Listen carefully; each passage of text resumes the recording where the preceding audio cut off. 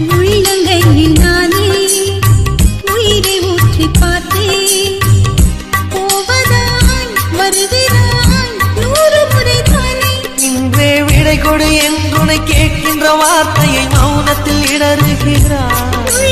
நடைபெறும் நாடகம் நிறைவேறும் வேளையில் கீழையில் தோன்றுகிறாய். தனி காயமாடப்பட தோணுதே. விடைகளில் கேள்வியாகிறதே. விடை கொடு விழியே கண்ணீரின் பயணம் இது. வழிவிடு உயிரே உடல் மட்டும் போகிறது.